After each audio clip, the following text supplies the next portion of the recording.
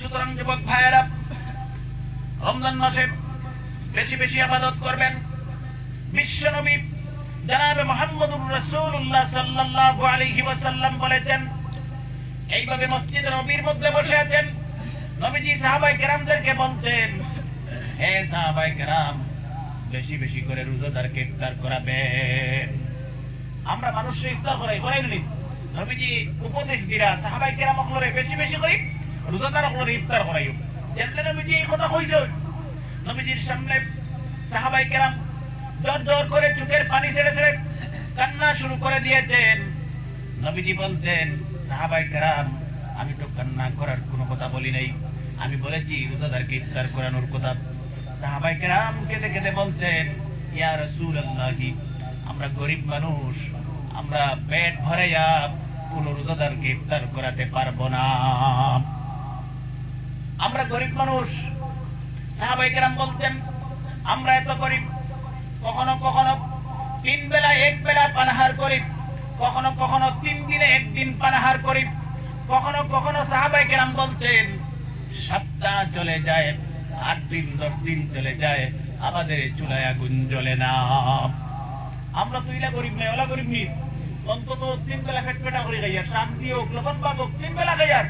সাহাবায়ে কেরাম বলে খান্তি খান্তি কইলে, ইয়া রাসূলুল্লাহ, আমরা তো পেট ভরাইয়া রোজাদার ইফতার করাইতে পারতাম না, আমরা 3 বেলা 1 বেলা খাই, 3 দিনে 1 দিন খাই, 1 সপ্তাহ 1 দিন হয়তো বা 1 বেলা আমরা চুলাত আগুন জ্বলে, আমরা রোজাদার ইফতার করাইবো কিভাবে পেট ভরাইয়া? নবীজি বলছেন, হে সাহাবায়ে কেরাম, পেট ভরাইয়া রোজাদারকে ইফতার করানোর কোনো প্রয়োজন নেই। বিশ্ব নবীজি বলছেন, দুনিয়ায় যদি কোনো রোজাদার মানুষকে যদি 1 গ্লাস জল দিয়ে অথবা 1 গ্লাস দুধ দিয়ে অথবা 1 বিচি খেজুর দিয়ে ইফতার করাতে পারেন, কিয়ামতের দিন আল্লাহ পাক হাউজে কাউসারের পানি পান করাবেন। এগুলো সবে পারবো। আরে বাবা, 1 গ্লাস জল দিয়ে ইফতার করাইতে পারতাম না? আমরা বিভিন্ন বাড়িতে টিউবওয়েল আছে অথবা টিউবওয়েল আছে, আর কেওয়ার বাড়ির টিউবওয়েলের পানি খুব সুন্দর, আয়রন মুক্ত পানি থাকে, পালা জল থাকে। এরা যদি 1 কলসি জল মসজিদে পাঠাইয়া দেয়, কিনারোর বাড়ির মানুষরে দেয়, ফ্রিজ থাকে বা কোন ফিল্টার থাকে, ফিল্টার করিয়া 1 বালতি 1 গ্লাস অথবা 1 কেটলি জল কিনারোর বাড়ি পাঠাইয়া দাও, মসজিদে পাঠাইয়া দাও, ইফতার করা নিয়ত। জল তো আর টেকা লাগেন না। দুধ আছে আপনার বাড়ি, দুধ দেয়, ইমাম সাহেব দেয়, মসজিদে দেয়, ইফতারের সময় দুধ দেয়, 1 কাপ বাটি বাটি। এগুলাও নাই, জলও নাই, দুধও নাই, 1 কেজি খেজুর আনো, ডেইলি 10টা নেয়, 20টা মসজিদে পাঠাইয়া দাও। মসজিদে অনেক মানুষ দেখেন। সুতরাং আমার ভাইকে আওয়াজ যতদূর যাচ্ছে, আমি প্রত্যেকের মহিলা মা বোনদের খিদমতে অনুরোধ করব, বিভিন্ন আইটেম ইফতারের সময় তৈরি করা হয়, বানানো হয়, প্রতিটা আইটেমের কিছু না কিছু অংশ আপনারা মসজিদে পাঠিয়ে দেবেন। কিয়ামতের দিন ময়দানে মাহশরে কোনো পানি থাকবে না, হাউজে কাউসারের পানি ব্যতীত আল্লাহ পাক পান করাবেন। সুবহানাল্লাহ। সুতরাং যুবক ভাইয়েরা, নবীজি বলছেন, যে মানুষ কিয়ামতের দিন একবার হাউজে কাউসারের পানি পান করবে, জান্নাতে ঢোকার আগে এই মানুষের কখনো পিপাসায় ধরবে না। সুবহানাল্লাহ। জান্নাতে যাওয়ার আগে, আরে ভাই, পানির মূল্য কিয়ামতের দিন বুঝবো।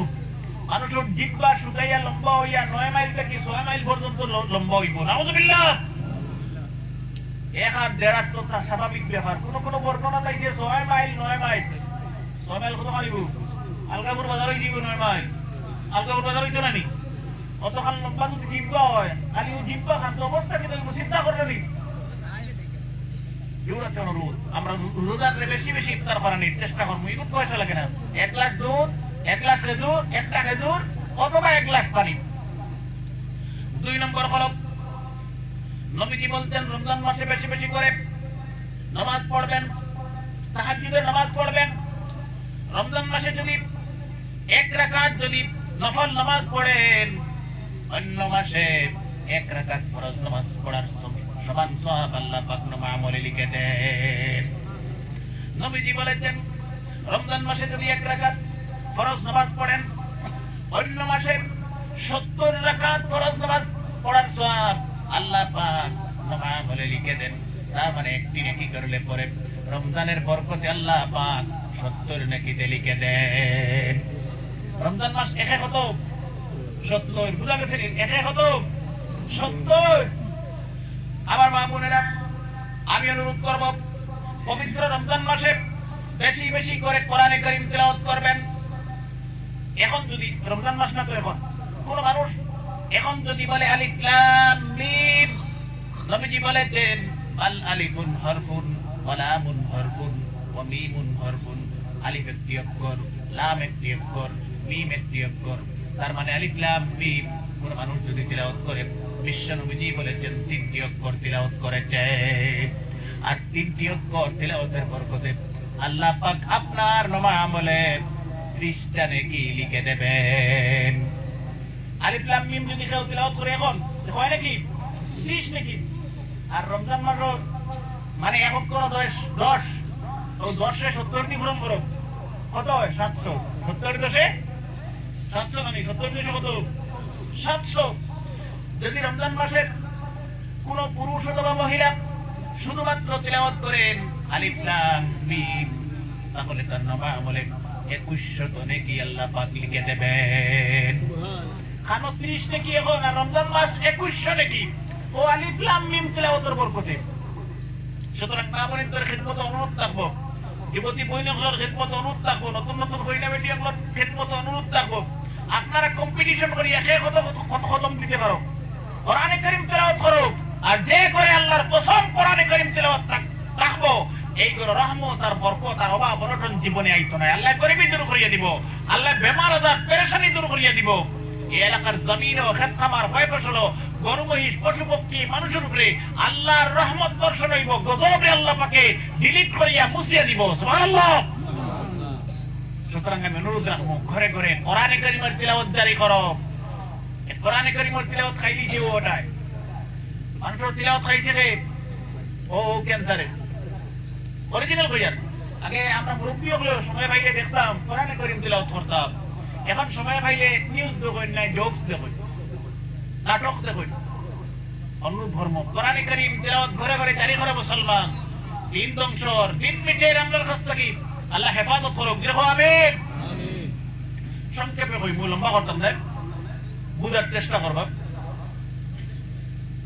যুবক ভাইয়েরা, বিশ্ব নবী জনাবে মুহাম্মদুর রাসূলুল্লাহ সাল্লাল্লাহু আলাইহি ওয়াসাল্লাম মক্কাতুল মুকাররমায় কোন কোন বর্ণনা এসেছে নবীজির সহধর্মিণী উম্মে হানির ঘরে নবীজি ঘুমন্ত অবস্থায় হযরত জিবরাইল তশরীফ এনেছেন আর সালাম করেছেন, আসসালামু আলাইকা ইয়া রাসূলুল্লাহ। ঘুম থেকে উঠেন, আল্লাহ পাক বলেছেন আরশে আজিমে যাবেন। নবীজির মেরাজ হইছিল না? হ্যাঁ, নবীজির মেরাজ হইছিল। বালা করে বুঝতে করে আমি সিলেটি ভাষায় মাতিয়ার যে নবীজির মেরাজটা কিছু কিছু পণ্ডিত হলে, কিছু কিছু দার্শনিক ফিলোসফার কবি সাহিত্যিক হলে কইন স্বপ্ন যুগ হইছে। আমি ওয়াজ করি আর স্বপ্নে না সশরীরে আইয়া, আমার বাড়িতে কি স্বপ্নে ওয়াজ করি আর না সশরীরে আস্তা আর হাট্টা হাট্টা মানুষ আইয়া, বুঝা গেছে না? সশরীরে আইয়া ওয়াজ করি আর না স্বপ্নে ওয়াজ করি আর সশরীরে। আল্লাহর কসম করে বলছি, আল্লাহর রাসূলের মেরাজটা হয়েছে সশরীরে। সুবহানাল্লাহ। সম্ভব নেই, সম্ভব নেই। কোন নবীজির মেরাজ হয়েছে বেশিরভাগ উলামায়ে কেরামের মত, বেশিরভাগ হাদিসের বর্ণনার মতে বিশ্ব নবী জনাবে মুহাম্মদুর রাসূলুল্লাহ সাল্লাল্লাহু আলাইহি ওয়াসাল্লামের বয়স যখন 50 বছর, নবীজির 50 বছর বয়সের সময় বিশ্ব নবীজির মেরাজ হয়েছে। কত বছর বয়সে? 50 বছর বয়সে। তখন নবীজি মক্কা না মদিনা? নবীজি হিজরত করলেন মক্কা থেকে মদিনা 53 বছর বয়সে। বুঝা যায়নি কত বছর বয়সে মক্কা থেকে মদিনা গেছেন? 53। আর মেরাজ হইছে 50। তে মদিনা যাওয়ার 3 বছর আগে, তার মানে মক্কায় থাকাকালীন সময়ে নবীজির মেরাজ হইছে। হযরত জিবরাইল নবীজির খিদমতে আসলেন আর বলতেন ঘোড়াতে ওঠেন, আপনাকে যদি গুয়াহাটি যাইতে হয়, শিলচর যাইতে হয়, হাঁটি নিবা কিনি না, একটা বাহনে যাইবা, যে কোনো একটা গাড়ি সোয়ারিয়ে যাইবা। নবীজির বাহন বা গাড়ি বা সোয়ারির নাম ছিল বুরাক। নাম কি ছিল? বুরাক। বুরাক কি বস্তু কেমন আর কইবার লম্বা হইব, শর্টকাট আমার একটা পয়েন্ট বুঝানোর উদ্দেশ্য, এখানে এইটা আমি আলোচনা করি। জিবরাইল বলছেন ইয়া রাসূলুল্লাহ, বুরাকে ওঠেন। নবীজি বুরাকে উঠলেন। বুরাকটা নবীজিকে মক্কা মুকাররমা বাইতুল্লাহ থেকে, বাইতুল্লাহ ছিল নি কাবা শরীফ, এই বাইতুল্লাহ থেকে বিশ্ব নবী মুহাম্মদুর রাসূলুল্লাহ সাল্লাল্লাহু আলাইহি ওয়াসাল্লামকে বাইতুল মুকদ্দিসে নিয়ে চলে যায়। বাইতুল মুকদ্দিস মসজিদে আকসা ফিলিস্তিনে অবস্থিত, ও ইসরায়েলে যেখান দখল করিয়া বইছে ও বাইতুল মুকদ্দিস। নবীজি বাইতুল মুকদ্দিসে গেলেন, গিয়ে দেখলেন হযরত আদম আলাইহিস সালাম থেকে হযরত ঈসা রূহুল্লাহ পর্যন্ত যত নবী বা পয়গম্বর দুনিয়ায় এসেছেন, तमाम নবী বা পয়গম্বর বিশ্ব নবীজির অপেক্ষা করতেছেন। জিবরাইল বলছেন, ইয়া রাসূলুল্লাহ আর দেরি করবেন না, সামনে যান, এশার নামাজের ইমামতি করেন। বিশ্ব নবীজি तमाम নবীদের এশার নামাজের জামাতে ইমামতি করেছেন। নবীজির সেই দিন থেকে লকব হয়েছে ইমামুল মুরসালিন। নবীজির নামাজ শেষ, কোন নামাজ? এশার নামাজ। নামাজ শেষ, নবীজির শক্কে সদর হয়েছে, নবীজির শরহে সদর হয়েছে, নবীজির সিনাসাক হয়েছে। এটা বুঝানি বড় মুশকিল হইব আপনাদের। শক্কে সদর আর শরহে সদর মানে কি? শক্কে বসায় হার্ট অপারেশন হয়, মানুষের বুঝেননি? মানুষের হার্ট অপারেশন হয় না? হার্ট অপারেশন হয়, নবীজির হার্ট অপারেশন হয়েছে। সুবহানাল্লাহ। নবীজির এশার নামাজের পরে শক্কে সদর হয়েছে, নবীজির শরহে সদর হয়েছে, তার মানে বিশ্ব নবীজির হার্ট অপারেশন হয়েছে। আল্লাহ পাকের ফেরেশতারা নবীজির হার্ট অপারেশন করে জমজমের পানি দিয়ে দৌত করে দিয়েছে। সুবহানাল্লাহ। কিতা মানে দিতে হইছে? এটা রিফ্রেশ করা হইছে, রিফ্রেশ করা হইছে। এখানে ও মোবাইল মোর র‍্যাম 4GB, হ্যাঁ 4GB ওপর যদি আমি 6GB অথবা 8GB লোড দিলাই, ভিডিও অডিও ওয়াজ অথবা কোনো ডকুমেন্ট ফাইল, মোবাইলে চলবো নি? চলবো, খুব মারবো, অনইব হইব, অনইব হইব। একটা কম্পিউটারের র্যাম যদি হার্ড ডিস্ক 2GB থাকে, 2GB র্যাম থাকে, এই কম্পিউটারে যদি আমি লোড বেশি দিলাই, একটা প্রোগ্রাম ফাইল আমি ওপেন করবো সকালে 8টায়, খুলবো গিয়ে রাত 8টায়, মানে ওরা স্লো থাকবো কম্পিউটার, কম্পিউটারে রান করতো না, স্পিড থাকতো না। এখানে তার মেমোরিটা কি তার উপরে লোড বেশি পড়ে গেছে। বুঝলাম নাকি? তা বুঝাইতেছি এর আমি। আল্লাহ রাসূল সাল্লাল্লাহু আলাইহি ওয়াসাল্লাম বাইতুল্লাহ শরীফ থেকে বাইতুল মুকদ্দিস হয়ে 70 আকাশ পাড়ি দিয়ে সিদরাতুল মুনতাহায় যাবেন, সিদরাতুল মুনতাহা থেকে বাইতুল মামুর হয়ে আল্লাহর আরশে আযীমে যাবেন, জান্নাত দেখবেন, জাহান্নাম দেখবেন, আল্লাহর কুদরতের তাজাল্লিয়াত জালালিয়াত দেখবেন। নবীজির হার্ট সহ্য করতে পারবে না, সেই জন্য নবীজির হার্ট অপারেশন করে, বাইপাস সার্জারি করে হার্টের লোড ক্যাপাসিটি পাওয়ার ফাংশন বাড়িয়ে দেওয়া হয়েছে। আল্লাহর কুদরতের যা দেখে, যা তাজাল্লিয়াত আর জালালিয়াত আর যা বাইতুল মামুর আর আরশে আযীম আর জান্নাত জাহান্নাম দেখেন না কেন, এমন মেমরি দেওয়া হয়েছে সব নবীজির হার্ট সহ্য করতে পারবে। সুবহানাল্লাহ। কোন সময় হ্যাং হবে না, এমন ক্যাপাসিটি নবীজির হার্টকে অপারেশন করে আল্লাহ পাক তার ফেরেশতার মাধ্যমে দান করেছে। সংক্ষেপে দুনিয়া ভাষায় বুঝাইলাম। নবীজি হার্ট অপারেশন হল, নবীজির শরহে সদর হল। নবীজি আবার জিবরাইল বলছেন, ইয়া রাসূলুল্লাহ বুরাকে বসেন। নবীজি বুরাকে বসলেন। কিতাবের মধ্যে লিখেছেন বুরাকের স্পিড কত, বুরাক এক কদমে কতটুকু জায়গা যেতে পারে। আমি আপনি এক পাও তুলি আর এক পাও দিলে মাঝখানে 1 ফুট অথবা 1.5 ফুট থাকে। এক পাও তুলি আর এক পাও তুলি মাঝখানে মাখন আমি থাকি 1/2 ফুট থাকবো, 1 ফুট থাকবো। লম্বা মানুষ হইলে 1 ফুট, আর বাকি মানুষ হইলে 1/2 ফুট 3 ফুট হলেও থাকবো না। এই বুরাকটা এক কদম দিয়ে আরেক কদম দিলে কতক্ষণ যায়? কিতাবের মধ্যে লিখেছেন পরিষ্কার দিন যদি হয়, কুয়াশার দিন না হয়, আর এইভাবে খোলা ময়দানে আপনি বের হন, খালি চোখে যত জায়গা দেখতে পাবেন সামনের দিকে, ততটুকু জায়গা পরিমাণ বুরাক এক কদমে চলে যায়। শত কিলোমিটার। সুবহানাল্লাহ। পরিষ্কার দিন যদি দেখে, খালি চোখে কত ঋণী মানুষের দেখো, দেখবো না আকাশে গেলে পরিষ্কার দিন যদি হয়, যত মিল ভাড় বলে পাইছে না, অত মিল দেখবো আমরা। কোন কোন বর্ণনার মধ্যে বুরাক এক কদমে 270-80 মাইল যেতে পারে। এক পাও দিয়ে আরেক পাও দিয়া 280 মাইল, 70 মাইল, আমি 70 বললাম, 270 যদি যায় কিলোমিটার হিসাব যদি করো 405 কিলোমিটার হয়ে যায়। সুবহানাল্লাহ।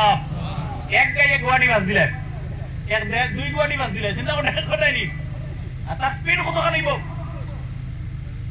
যুবক ভাইয়েরা নবীজি বলেছেন বুরাকে আমি যখন আরোহণ হলাম বাইতুল মুকদ্দিসে নামাজের পরে বুরাক আমাকে করে মাত্র 1 কদম দিয়েছে নবীজি বলছেন বুরাক যখন আমাকে এক কদম দিয়ে দাঁড়িয়েছে আমি সুন্দর একটি শহর দেখতে পেলাম এক পা মাত্র দিছে এক গাই বলে সুন্দর একটা শহর দেখা গেছে আমরা বিভিন্ন বেলা বিভিন্ন সময় রাত্রিকালে যদি আমরা ট্রেনে বাসে কোনো সফর করি গুয়াহাটি যাই বিভিন্ন দূরই যাই রাত্রেবেলা লাইটিং করি সাধারণ অনেক সুন্দর সুন্দর শহর দেখা যায় না হ্যাঁ এখন কোন ইটভাট্টাইতে দেখা যায় শহর কত ইটভাট্টাই কেন জানি না লাইটিং আছে নি আগরতলা গেলাম গিয়ে দেখি খালি বন্ধুদি খালি লাইটিং করি সেখানে আমি বলবো আর নতুন শহর নাকি না হয়তো জি না হুজুর এটা সব ইটভাট্টা খালি লাইট থাকে মানুষ রয়ে জানি রাত্রে ইটভাট্টা আর কোন আছে মানুষটা হয় দূরই থেকে দেখা যায় এখান টাওয়ার মানে বন্ধুরা আওয়ার দেখা যায় আর সাজাই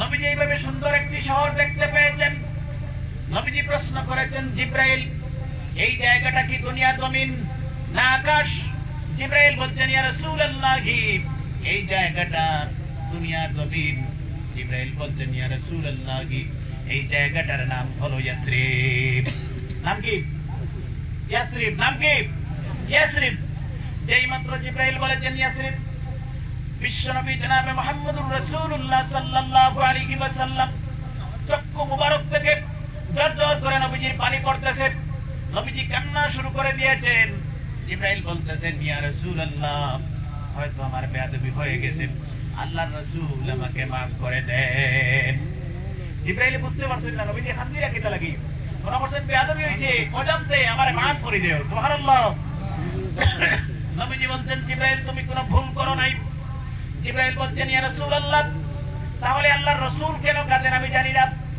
নবীজি বলতেন জিব্রাইল এটা কি সেই ইয়াসরিব আমার বয়স যখন 6 বছর বয়স আমি মক্কায় ছিলাম আমার মা আমিনার সাথে আমার আব্বা আব্দুল্লাহর কবর জিয়ারত করতে আমি মায়ের সাথে ইয়াসরিব দেশে চলে আসলাম বয়স কত নবীজির তখন আর মেয়ের আনন্দ যাইতে কত বছর বয়স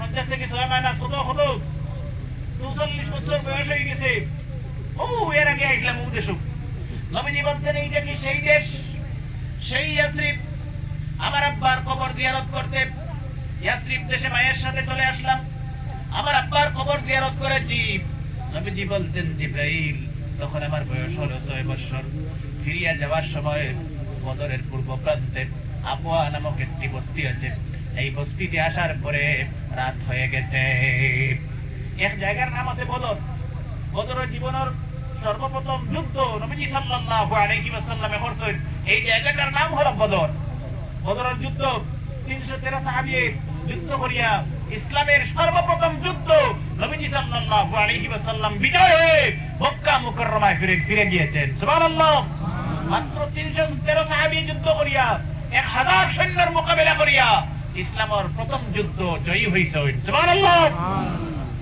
এই বদরের খুব কাছে গ্রাম আছে আবওয়া এই আবওয়া টাওয়ার পরে নবীজি কইরা রাইট হইছে নবীজি বলছেন জিব্রাইল আবওয়া নামক বস্তিতে আসার পরে রাত হয়ে গেল আমরা এই জায়গায় রাত্রিতে থাকলাম নবীজি বলছেন জিব্রাইল এই আবওয়া নামক বস্তিতে শেষ রাতে আমার মা আমিনার জ্বর এসে গেছে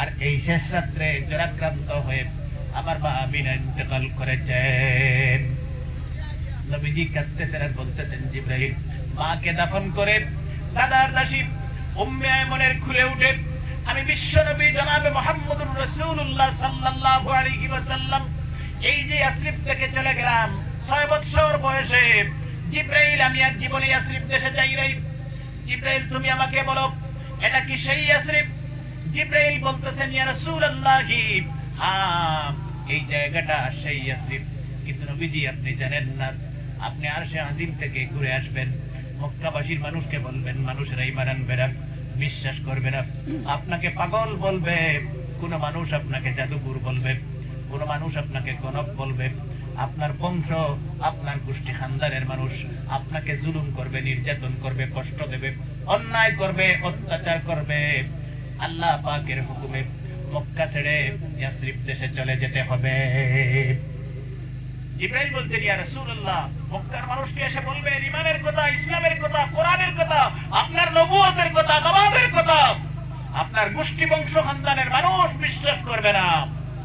এই আপনার গোষ্ঠী বংশ খানদানের মানুষের জুলুম নির্যাতনের কারণে মক্কা ছেড়ে হিজরত করে এই ইয়াসরিব দেশে চলে যেতে হবে। সুবহানাল্লাহ।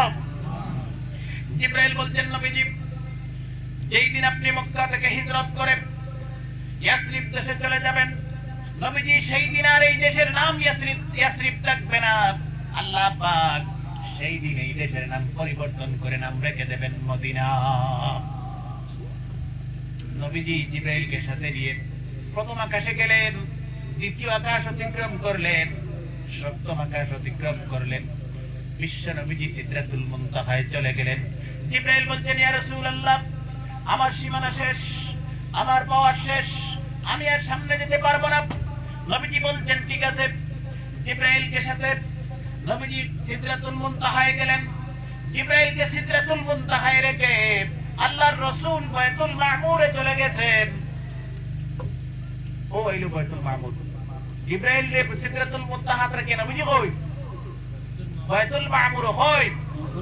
এখন কই বাইতুল মামুর কাকে বলে? What are the definition of বাইতুল মামুর? সংক্ষেপে বুঝাইনি। আদম আলাইহিস সালাম রে চিনেননি? আল্লাহ করে কো দেখছেনি না? আমরাও চিনি না, দেখি এটাও খানার হেঙ্গি ধরে লাগান।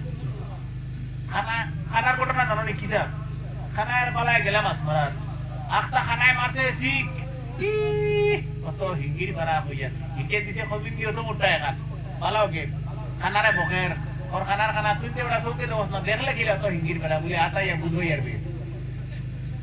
এটাও তো সারা আমরা হলাম। হ্যাঁ, আল্লাহ দেখছিনি না? নবী দেখছিনি না? কিছু কিছু মানুষে দেখি, কিছু কিছু মানুষের নবীরে দেখছেন, দেখলাম, হয়তো আমি আপনি না দেখতে পারি। নবীজি বাইতুল মামুরে, বাইতুল মামুর কি হযরত আদম আলাইহিস সালাম, হযরত হাওয়া আলাইহিস সালাম জান্নাতের ভিতরে ছিলেন। কোন কারণে আল্লাহ পাক দুনিয়ায় পাঠিয়ে দিয়েছেন। হযরত আদম আর হাওয়া জান্নাতে আসলো, আমরা জানি তো কোন কারণে। কি কারণ? কি তা ঘটনা আমার উদ্দেশ্য না, আমি আর একবার ধরতাম ওই উদ্দেশ্য। এর লাগি প্রত্যেকে দৌড়াইয়া আদম আর হাওয়া জান্নাতে আসলা কোন কারণে। কোন কারণে এখানে আপনারা ভরিয়ে দেখবা আল্লাহ পাকে দুনিয়া পাঠিয়ে দিয়েছেন, কইছেন আর জান্নাতে লাভ। তুমি যেন আমার নির্দেশ লঙ্ঘন করছো আর হিনো না, এখন দুনিয়া যাও। আদম আর হাওয়ার এখন জান্নাত থেকে হাওয়া দিছো দুনিয়া। কিতাবের মধ্যে লিখতেছেন হযরত আদম আলাইহিস সালাম এই জান্নাত থেকে, আল্লাহ পাকের জান্নাত থেকে হিন্দুস্তানের মাটিতে এসেছেন। আর হযরত হাওয়া আলাইহিস সালাম আরব দেশে জিদ্দায় জান্নাতের ভিতর থেকে এসেছেন। আদম কই? আমরার দেশ। আদম কই? আদম খানা আইছে আমরার দেশ। বলি সুবহানাল্লাহ। কিতাবে লেখা দুই কারণে আমরার হিন্দুস্তানের মাটি পাক পবিত্র। এই আমরা খুশি হওয়ার দরকার নেই, আমরা দেশের মাটি পাক। কয় কারণে? দুই কারণে। এক নম্বর কারণ হলো দুনিয়ার সর্বপ্রথম মানুষ, দুনিয়ার সর্বপ্রথম নবী বা পয়গম্বর হযরত আদম আলাইহিস সালাম জান্নাতের ভিতর থেকে সর্বপ্রথম হিন্দুস্তানের মাটিতে পা রেখেছেন। এক কারণ। কইবে হুজুর হিন্দুস্তান খানো এই ভারত থেকে আগে অত বড় আছিল, এখন তো অত বড় অখণ্ড ভারত আছিল, ৬-৭টা দেশে মিলে এক দেশ আছিল হিন্দুস্তান। সুবহানাল্লাহ। তখনকার অখণ্ডর ভারতে, এখন কোন শ্রীলঙ্কায়। গুগলে সার্চ করবেন আপনারা, এখন বইয়ে বইয়ে সার্চ করে দেখবেন শ্রীলঙ্কায় আদম পাহাড় নামে একটা পাহাড় আছে। সেই পাহাড়ের চূড়া এখনো বিশাল মোটা পাথরে হযরত আদম আলাইহিস সালামের পায়ের পদচিহ্ন ছাপ আছে। সুবহানাল্লাহ। এই পাহাড়ের উপরে দুনিয়ার জমিনে জান্নাতের ভিতর থেকে হযরত আদম আলাইহিস সালাম নেমে এসেছেন। পৃথিবীর বিভিন্ন ধর্মের মানুষ সেই পাহাড়ে গিয়ে নিজ নিজ ধর্ম মতো উপাসনা করে, ইবাদত করে, আমল করে, দোয়া করে। পাসপোর্ট বানাও, ভিসা লাগাও, গুরু দেখো গরো বইয়া সারা দুনিয়ার গো আমরা মারি ঘুরাঘুরি দেখতাম ঘুরতাম, এটা বুঝি না। যুবক ভাইয়েরা, দুই কারণে বলছিলাম আমার দেশের মাটি পবিত্র পাক। এক কারণে দুনিয়ার সর্বপ্রথম নবী বা পয়গম্বর আমার দেশের মাটির নাম সুবহানাল্লাহ। দুই নম্বর কারণ হলো দুই নম্বর কারণটা কিন্তু খুব গুরুত্বপূর্ণ। দুই নম্বর কারণ হলো কিতাবের মধ্যে লিখেছেন হযরত আদম যখন জান্নাতের ভিতর থেকে দুনিয়া এসেছেন সাথে করে নিয়ে এসেছেন এত মোটা বিশাল বড় সাদা পাথর। মানুষ কুটুম্বাই থেকে এই সময় হাতিয়ে আনেন নারী কোন বস্তু আনেন নারী। হযরত আদমে দেখলেন জন্নত থেকে তো একবারে যাইয়া গিয়া দুনিয়া তেজাও একটা সিন লইয়া যায় খালিয়ে তো দিতাম না বিদেশ গেলে ভাই খালিয়ে দেই বাইরি একটা সিন লইয়া বেরানি।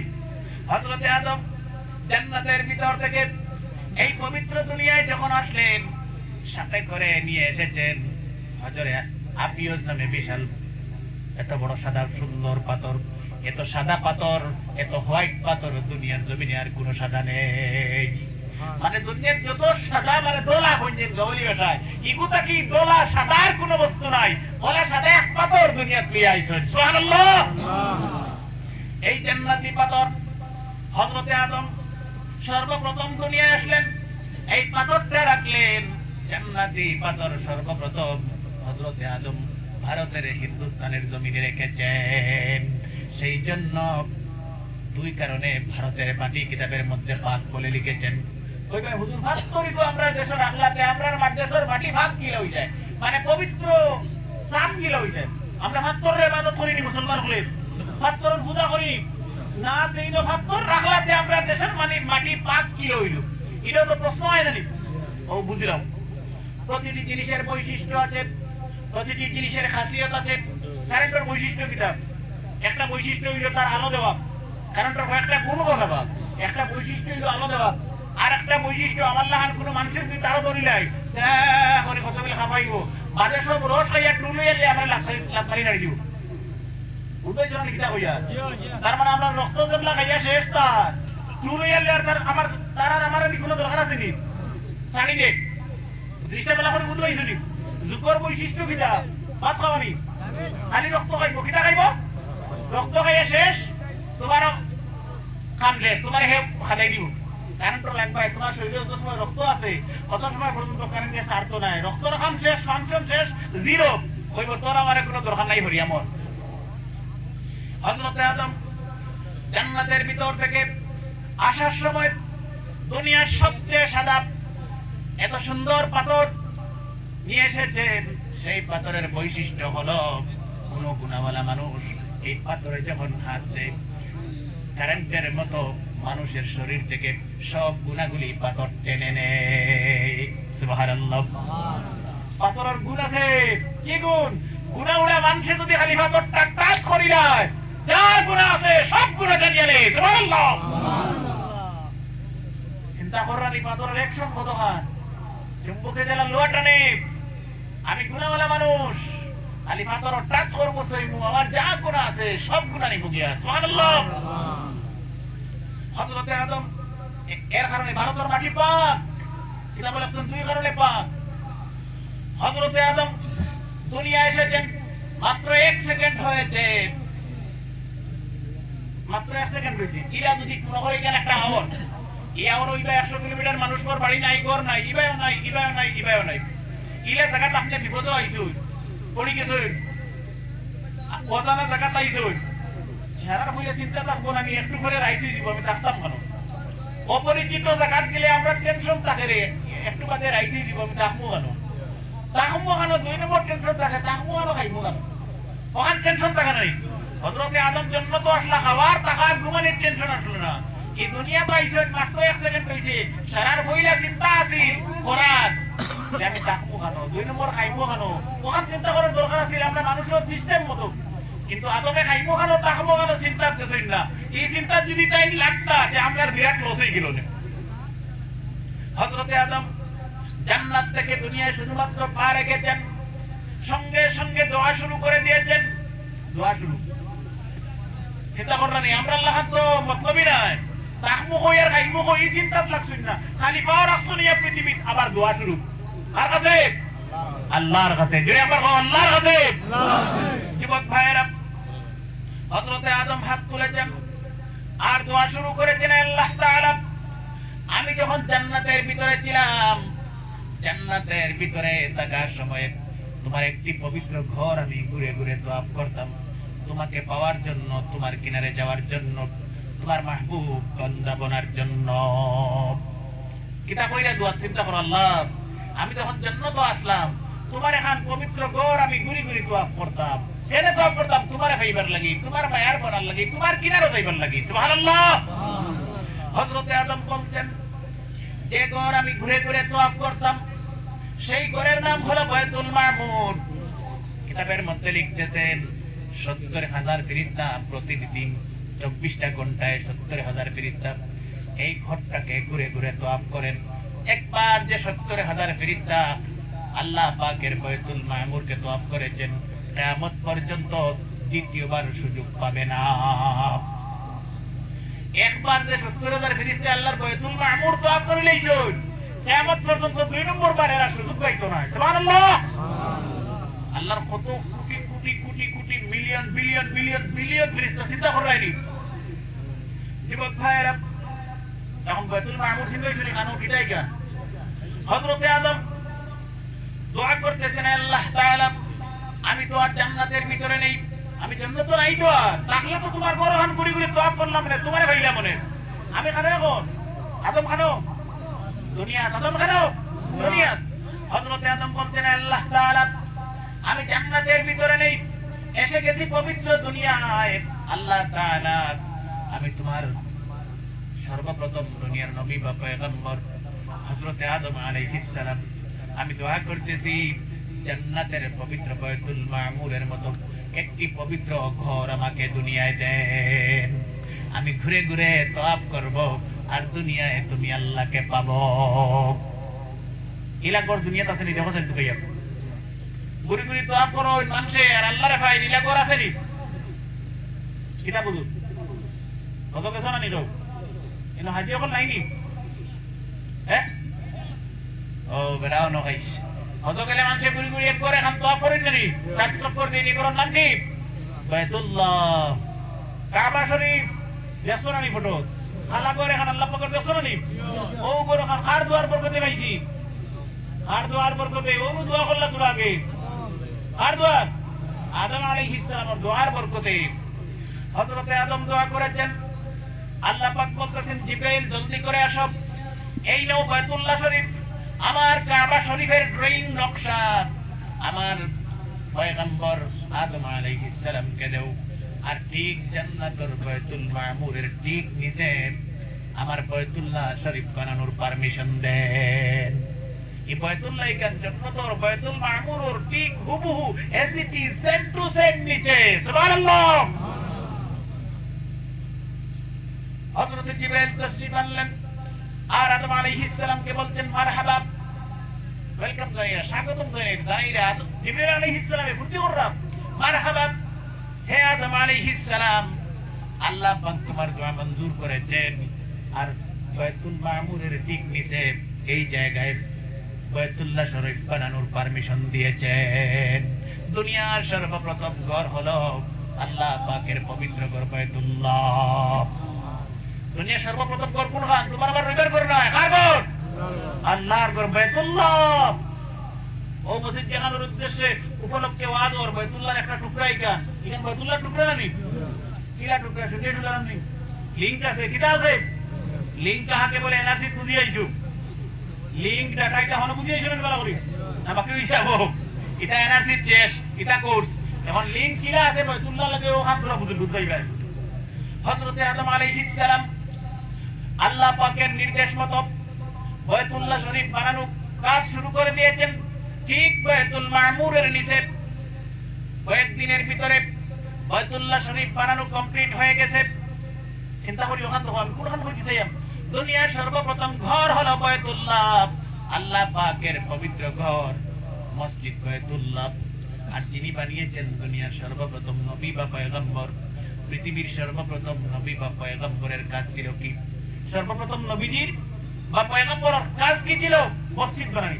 সারার ফইলাপুর দুনিয়ার নবীর খাম কিটা আছে? আদম আলাইহিস সালাম সারার ফইলাপুর নবী নবী তান সর্বপ্রথম ফইলাপুর খাম কি ছিল? মসজিদ বানানো। কি বানানো? শুধু আদম আলাইহিস সালাম না, কিতাবের মধ্যে পাওয়া যায় যত নবী বা পয়গম্বর, এমনকি বিশ্ব নবী জনাবে মুহাম্মদুর রাসূলুল্লাহ সাল্লাল্লাহু আলাইহি ওয়াসাল্লাম দুনিয়ার জমিনে সর্বপ্রথম মসজিদ বানিয়েছেন। নবীজি মক্কা থেকে হিজরত করে মদিনায় যাচ্ছেন, মদিনায় গিয়ে ঢুকতে পারেন নাই, প্রতিমধ্যে বিশ্ব নবীজি মসজিদ বানিয়েছেন। নবীজি মদিনায় যাওয়ার পরে দুইজনের 3 সন্তান ছিল, সাহাল আর সুহাইল 2 ভাই। সাহাল আর সুহাইল 2 ভাই, 2 এতিম সন্তান। নবীজি মসজিদ নববীর জন্য জায়গা নির্ধারণ করলেন।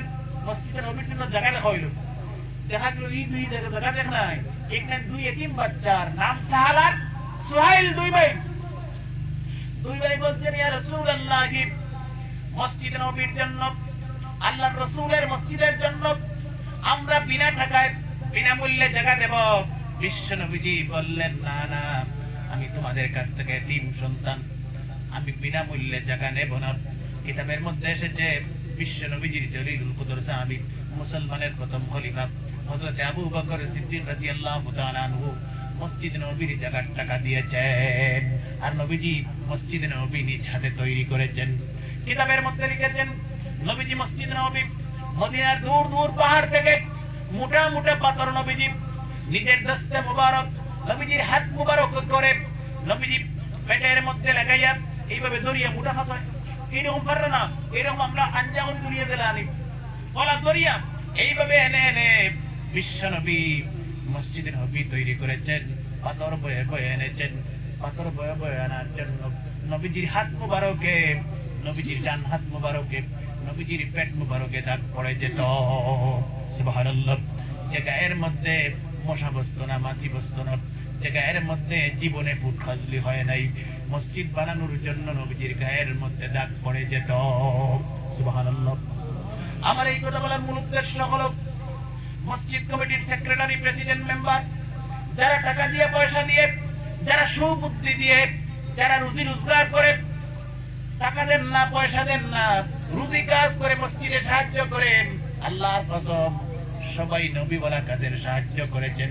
কিয়ামতের দিন এই সাহায্যের বরকতে আল্লাহ পাক 2টি পুরস্কার দেবেন। যারা মসজিদ কমিটির খেদমত করে, প্রেসিডেন্ট, সেক্রেটারি, মেম্বার, কোষাধ্যক্ষ, ক্যাশিয়ার, অথবা যারা টাকা দিয়া, পয়সা দিয়া, সিমেন্ট দিয়া, ইট দিয়া, রড দিয়া, যারা সুবুদ্ধি দিয়া, যারা রুজি কাজ করি আল্লাহর ঘর দুনিয়া বানানোর সময় সাহায্য করছেন, আল্লাহর কসম প্রত্যেক নবীওয়ালা কাজের সাহায্য করছেন। সুবহানাল্লাহ। শুধু এক নবীর খিদমত না, तमाम নবীগুলোর প্রাথমিক কাজ ছিল দুনিয়া আসার পরে মসজিদ বানানো। 1 নম্বর কাজ ছিল নবীগুলোর দুনিয়া আসার পরে আল্লাহ পাকের ঘর তৈরি করা। সুবহানাল্লাহ। আর আল্লাহর কসম ভাইয়া ভাইয়া, যারা এইগুলো সাহায্য করবে 2টা পুরস্কার, 2টা পুরস্কার, আরো অনেক পুরস্কার আল্লাহ দিব, কিন্তু বড় বড় 2টা পুরস্কার। কি পুরস্কার? 1 নম্বর পুরস্কার হলো, কিতাবের মধ্যে লিখেছেন, যারা মসজিদে সাহায্য করবেন যে কোনো বস্তু দিয়ে, অথবা কাজ করে, অথবা ভালো ভালো কথা দিয়ে, বুদ্ধি দিয়ে, এদের পরিবার, খানদানে, বংশে নবী আসবেন না, ভালো ভালো আলিম উলামা, ভালো ভালো নামাজি, ডক্টর, ইঞ্জিনিয়ার, ভালো ভালো হাফিজ আল্লাহ পাক তৈরি করে দেবেন। 1 নম্বর কিতাব হইছি, আল্লাহ পাকে এর গোষ্ঠী, বংশ, খানদান থেকে ভালো ভালো নাম করা আলিম, আলিমের রব্বানি, হক্কানি, ওলি হল, পীর হল, আল্লাহ পাকে যদি ইঞ্জিনিয়ার দেয়, নামাজি ইঞ্জিনিয়ার, নামাজি ডাক্তার, ভালো লয়ার, ভালো হাফিজ হল, আল্লাহ পাকে তার বংশ খানদান থেকে দিব। সুবহানাল্লাহ। হুজুর দলিল কিতাব, ঈসা আলাইহিস সালামের নাম শুননি, তার মারে ছিলেন কি মরিয়ম আলাইহিস সালাম।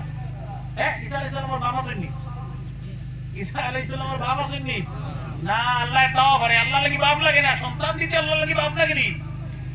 আমরা তো আল্লাহর উপরে ঈমান আনছি যে আল্লাহ নাইটা কি আছে বানাইতে পারো। সুবহানাল্লাহ। এমন আল্লাহরে মানি না যায় যে আল্লাহ হুকুম নাম।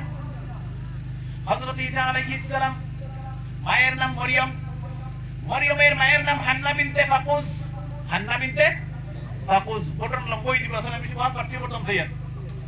হান্না বিনতে ফাকুজের বয়স কত? 99 বছর বয়স। বয়স কত? 99। আর দুনিয়ার মেডিকেল সায়েন্স বলছে, চিকিৎসা বিজ্ঞান বলছে, আফটার 55 ইয়ার্স একটা মহিলা গর্ভ সন্তান ধারণ করার ক্ষমতা রাখেন না। মানে 55 বছর বয়সের পরে মেয়ে লোকেরা আর ডেলিভারি করতে পারেন না, তার এই যে ক্ষমতা এগুলো নষ্ট হয়ে যায়। আর বুঝা গেছে কিতা হইয়া, কত বছর বয়স পর্যন্ত তার ক্ষমতা থাকে? 55 বছর বয়স, আমার মুখের মাথা, দুনিয়া বিজ্ঞানের মাত, দুনিয়া সায়েন্সের মাত, ও ডাক্তারের কথা কইয়া 55 বছর বয়স, এরপরে শেষ, তাই না ডেট ওভার। কিন্তু মরিয়মের মায়ের বয়স কত? 99। বয়স কত? 99। দেখলা ঘরের সামনে, বারিন্দার সামনে গাছের ডাল বইয়া পাখি এটার বাচ্চারে আদার দেন, মনে বড় দুঃখ লাগলো। তিনি দোয়া করতেছেন, আল্লাহ তাআলা জঙ্গলের পশুকে, এমনকি পাখিকে আপনি বাচ্চা দিয়েছেন, আমি হতভাগিনী বুড়ি মহিলা, সাদা চুল হয়ে গেছে, আমার বয়স 99 বছর, আমাকে আপনি সন্তান দুনিয়ায় দেন নাই। সুবহানাল্লাহ। যারা সন্তান হারা না, নিরাশ হইও না, আল্লাহ রেখো, আল্লাহ দিব। সুবহানাল্লাহ। দোয়া করেছেন, আল্লাহ তাআলা আমাকে সন্তান দেন। আল্লাহর পক্ষ থেকে সুসংবাদ আসলো, আমি তোমাকে সন্তান দেব। চিন্তা করেনি, আল্লাহর পক্ষ থেকে সুসংবাদ আইছে, আমি তোমার দোয়া কবুল করছি, তোমার সন্তান দেব। এই বুড়া বয়সে যদি একটা উত্তম হইতে আর খুশির সীমা আছে নি? হ্যাঁ, কত খুশি। আর যার উর্দা নাই, হাজারো সিন্নি সগাত মোল্লা মুন্সি তামিজ তুমি সারা করিয়া দোয়া দারু করিয়া এর মধ্যে যদি 50 বছর মধ্যে হরুদায় ভাই তে বুধবাই মানে আসমানোর সাম ভাই দিয়েছেন, বুঝতে পারলেন নেই? 99 বছর বয়সে হরুদাবা এত কি খুশি, দুনিয়ার তুমি চিত্র আছে নি না? হান্না বিনতে ফাকুজ মরিয়মের মা খুশি হয়ে আল্লাহ পাকের নিকট ওয়াদা করেছেন, আল্লাহ যে সন্তান আমাকে দেবেন আমি বাইতুল মুকাদ্দিসের জন্য ওয়াকফ করে দেব। ওয়াকফ মানে মসজিদ, মাদ্রাসা, মাদারসার জায়গা আমরা ওয়াকফ করে দেই। মসজিদের আয় উন্নতির টাকা আমরা পাবলিকে খাই, মানে ওয়াকফ করে দেওয়ার মতলব হইল টোটালি আল্লাহর নামে, এটা কোনো বান্দার হক নাই। সুবহানাল্লাহ। যে আমার যে সন্তান তুমি দিবা, মরিয়মের মায়ে মানিছেন আল্লাহ করব, বুড়া বয়সের সন্তান হইয়া খুশি আর সীমা নাই, ও মানি ভালাই দিছেন আল্লাহ, আমার এই যে সন্তান দিবা তোমার ঘরের খিদমত করব, তোমার ঘরের সেবা করব, বাইতুল মুকাদ্দিস, মসজিদে আকসার আমি ওয়াকফ করে দিলাইছি। এগুলো রিজু রোজগার কোনো কিছু, চাকরি নকরির টাকা পয়সা, ব্যবসা বাণিজ্য আমি খাইতাম না, ছোটটা কি আমি দিলাইবো, মরার আগ পর্যন্ত গিয়ে তোমার ঘরের খাদিমি করব। সুবহানাল্লাহ। ওরা মসজিদে খিদমত করো, বরকত কি বদলা আল্লাহ কিনা দিব। সন্তান ডেলিভারি হল, মনে মনে আসিল মনে হয় আল্লাহ পাকে দোয়া দিবা, কিন্তু দিছেন ফুড়ি। হান্না বিনতে ফাকুজরে কিটা দিছ ফুড়ি, ও ধরা ফুড়ি ভাই আর নিরাশ হইও না, বাগর বুয়াটা কি বাগর ফুড়ি বলা, এটা কইয়া চিন্তা করনি, বুঝলো আমার মেয়ে সন্তান হল, নাম রাখা হলো মরিয়ম। কি নাম রাখা হইছে? মরিয়ম। মরিয়ম নামের অর্থ হলো সেবিকা, আর ইংরেজি কইলে নার্স, নার্সের অর্থ সেবিকা। মরিয়মের জন্ম হলো, মরিয়মের মা মরিয়মকে জন্ম ডেলিভারির পরে গোসল দিয়ে পবিত্র করে, পবিত্র কাপড় জড়াইয়া বাইতুল মুকাদ্দিসের খাদিম ছিলেন তখনকার সময়ে হযরতে জাকারিয়া আলাইহিস সালাম। আরেক নবী, সুবহানাল্লাহ, কইনানি জাকারিয়া নবীরে আরিদি সিরিয়া 2 ঘন্টা করা হইল, খরাত আরি ছিল নি, খরাত দি সিরিয়া 2 টুকরা করা হইছিল। ও নবী মসজিদে বাইতুল মুকাদ্দিসের মুতাওয়াল্লি খাদিম, সুবহানাল্লাহ, সম্পর্কে ওদের ফুলিরে নিয়ে দিতে হয়, ফুলির ফুফা। মরিয়মের কি সম্পর্ক? ফুফা। জন্মের পরে আর দেরি নাই, মানে লিছি আল্লাহর নামে। আমরা মাদ্রাসার নামে মানি, বাদে বাদে পড়াই নি মাদ্রাসা, ওয়াদার খেলাফ করি, আর লগে ওয়াদার খেলাফ করতাম, এটা কইল হলর লগে আতা দিও, এর লগে আতা দিনি।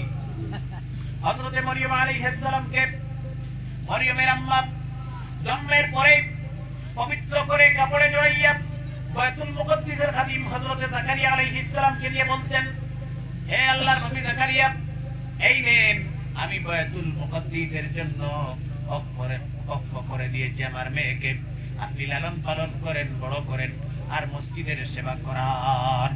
আপনি ফালিয়ে ফুসিয়ে বড় করো আর মসজিদের খাদিম বানাও, আমিও করার লাগে ওয়াকফ করে দিয়েছি। সুবহানাল্লাহ। সমস্ত জীবন ছোট থেকে সমস্ত জীবন হযরতে মরিয়ম ধীরে ধীরে বড় হইল, বুঝদার হওয়ার পর থেকে বাইতুল মুকাদ্দিসের সেবা শুরু করে দিয়েছেন, খেদমত শুরু করে দিয়েছেন, দেখাশোনা দায়িত্ব আদায় করা শুরু করে দিয়েছেন।